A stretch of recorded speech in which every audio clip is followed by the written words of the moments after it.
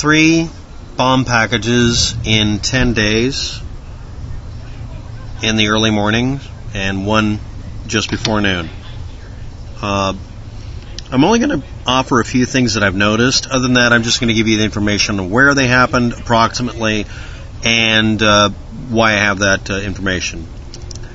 First step is the roads themselves all end in T connections, almost entirely, and their explosions happened mid-block.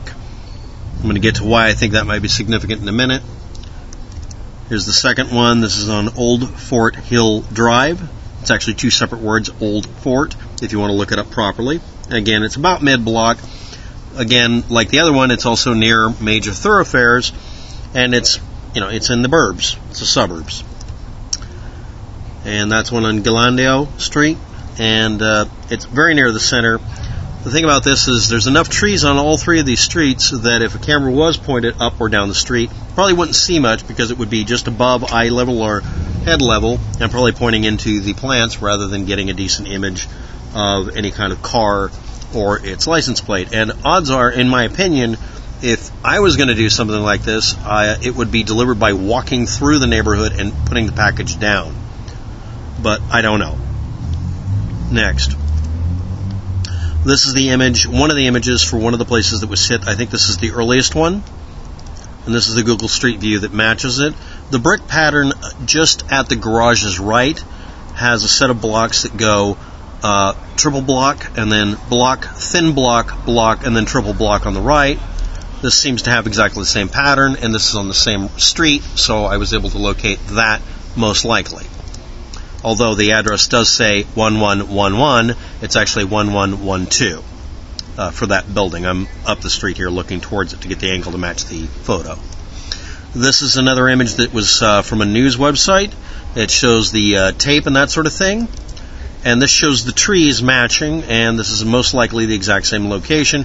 Obviously, since it picked up that tree on the right and the other tree next to it, which are actually in a different yard, the angle's much more extreme, and somebody used a telephoto lens. Journalists are notorious for doing that because it lets them get in really close like this when they're really, really far away.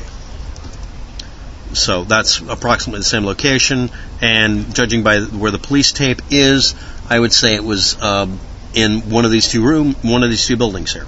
Street view will be linked below in the description. This image here is a not important location at all.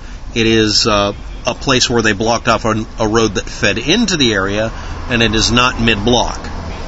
This is another location that has nothing to do with it. There was no explosion at this location, and this is what it looks on Street View. This is the best I could line it up. Okay, next. This is another location. This shows both parts of the police cordoning off of the area.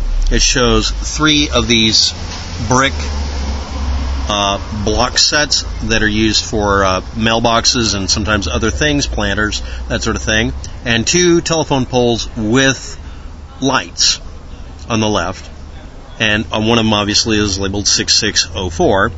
And then on the far right, you see right next to the last police officer or whatever on the left, I don't know who he is, you'll see over to the left a white stone structure. It looks like it looks like a horse watering point. That's all I know to call it. You also notice that the police tape crosses in front of the telephone pole at the far end on the left. If you look at the images, and I'll have links below in the description. And this is what it looks like from Street View. So the location is probably between those 2 poles. And I have a pretty good guess on it. I'm going to position us right next to that watering hole that was centered in that image there on the right side. So the next thing is we'll get to that, and I'll turn to the left. It'll show it that way. Now, these are the most likely, in my opinion. This is probably the 3 buildings that could have had the explosion at. One is a lime green one on the left, then there's a pinkish one, and then there's a green one. That's really all I have to contribute to it.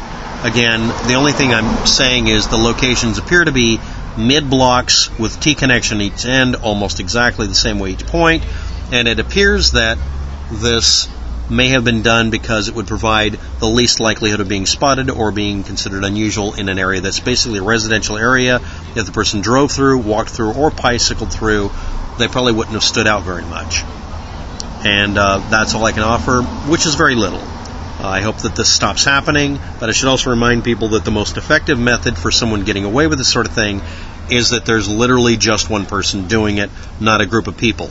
Unlike most people who do videos on these subjects, I'm going to say something flat out. A conspiracy is the easiest way to fail at doing something. More than one person involved just makes more than one person who can screw it up. So this is probably one person going around doing this to incite terror and make people afraid to even leave their houses.